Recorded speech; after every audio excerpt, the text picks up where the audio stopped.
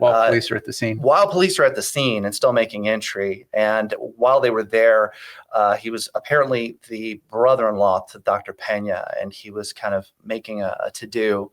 And this Dr. Pena is a counselor at the high school that John attends. Yes, he was at Carrizo Springs. He had been there. He was 50 years old at the time. Weight was 250 pounds. Height was 6'5".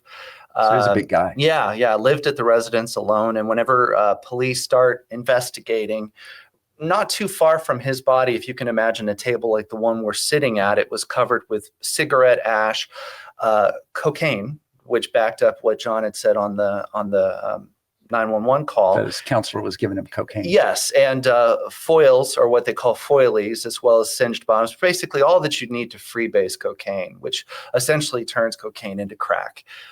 There was out cigarettes, there was medication, all that was on the table. So the police were able to see that.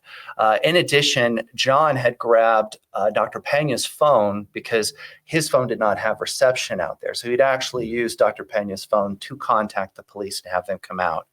How did the brother-in-law find out about it so quickly? That's the thing. Well, his family, he lived on the same street. So everybody was on this street in Asherton. Asherton's known as the Cheto.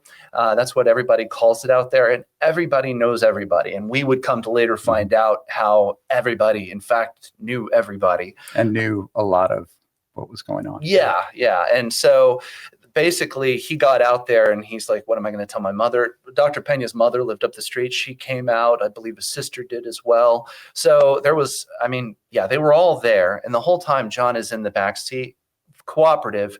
You could tell that he had ingested some form of drug just based on how he was carrying himself. They end up taking him to the police station where they actually strip him of his clothes and they put him in what most of us call suicide smock, which is, very funny. It's an odd looking coat if you don't know what it is. And the Texas Ranger, who was later on basically called to it, they bring him in and they sit John down. Now, you remember, John's 18. He's barely 18, if memory serves.